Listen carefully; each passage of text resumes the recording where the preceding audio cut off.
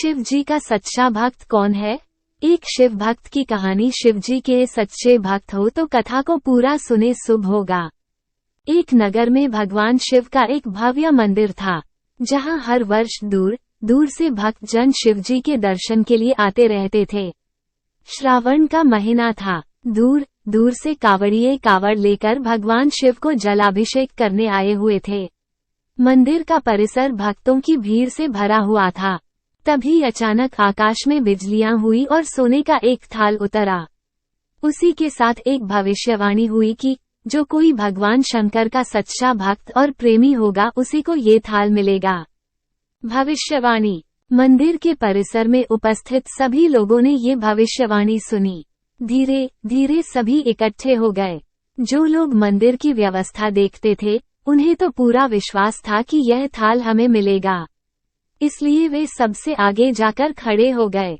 सबसे पहले एक पंडित जी आए और बोले, देखिए, मैं प्रतिदिन महादेव का अभिषेक करता हूँ, अतः मैं ही भोलेनाथ का सबसे निकटवर्ती प्रेमी और भक्त हूँ, इसलिए थाल मुझे मिलना चाहिए। इतना कहकर पंडित जी ने थाल उठाया। जैसे ही पंडित जी ने थाल उठाया, थाल पीतल का हो गया। ये देखकर पंडित जी बड़े लज्जित हुए। उन्होंने थाल यथास्थान पर रखा और वहां से निकल गए। इसी प्रकार वहां उपस्थित सभी पंडितों ने खुद को आजमाया, लेकिन शायद उनमें से कोई भी सच्चा भक्त नहीं था। उन्हें भी थाल यथास्थान पर रखकर चले जाना पड़ा। इसके बाद उस नगर के राजा का आगमन हुआ।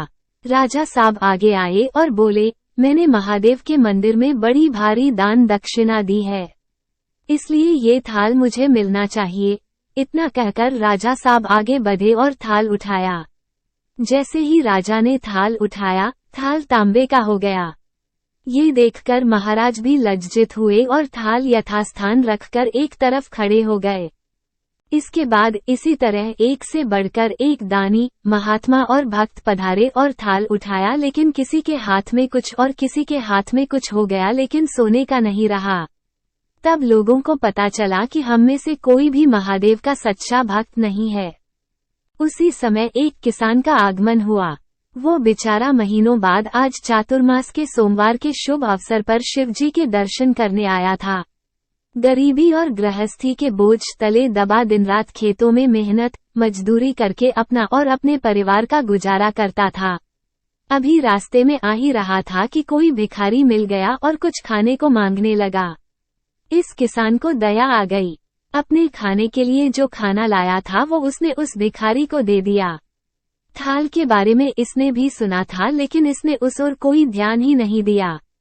सीधा मंदिर में गया और महादेव का पूजन करके बाहर आ गया। परिक्रमा करके जाने को हुआ, तभी पीछे से एक व्यक्ति बोला, भाई, तुम भी थाल को उठाकर देख लो, हो सकता है तुम ही वो सच्चे भक्त हो जिसके लिए ये थाल आया है।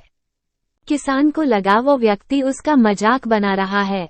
किसान ने हंसते हुए कहा, भाई, मैं तो कभी कोई पूजा पाठ भी नहीं करता, महीनों ने एक आध बार मंदिर आ पाता हूँ, मैं कायका का सच्चा भक्त। वो अजनबी बोला, भाई, हम तो देख चुके हैं, हमारी भक्ति तो 2 कौड़ी की भी नहीं है। अब तुम भी अपना हाथ लगाकर देख लो, सोने का थाल मिले न मिले, किंतु पता चल जाएगा कि तुम्हारी भक्ति में कितनी सच्चाई है।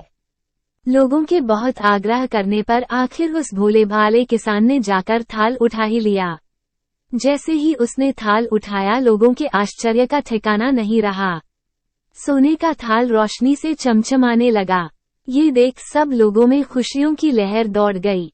सभी लोग उसके जयकारे लगाने लगे और पूछने लगे कि भाई, तुम ही सच्चे भक्त हो, अब हमें भी बता दो कि कैसी भक्ति करते हो जिससे महादेव तुमसे इतने प्रसन्न है। किसान बोला, भाई, मैं कोई भक्ति नहीं करता, मैं केवल दिन भर खेतों में काम करता हूँ और थोड़ा समय निकालकर जरूरतमंद लोगों की मदद करता हूँ। इसके अलावा मैं कोई विशेष कार्य नहीं करता। लोग पूछने लगे, तुम लोगों की मदद क्यों करते हो, शिवरात्रि क्यों मनाते हैं? हंसते हुए किसान बोला, सुकून। दूसरों के चेहरे पर मुस्कान देखकर मुझे जो आनंद और खुशी होती है, उसे मैं शब्दों में बयां नहीं कर सकता। शायद यही कारण है कि महादेव मुझसे खुश है। इसलिए हमेशा याद रखें, सत्कर्म का आरंभ भी आनंद से होता है और अंत भी आनंददायक होता है। दुष्कर्म का आरंभ भी दुख से होता है और अंत भी दुखदायक होता है। आप सैकड़ों मील की यात्रा करके भी दूसरों का दिल दुखाते हैं तो आपकी वह तपस्या, साधना और महादेव का दर्शन धूल के बराबर है।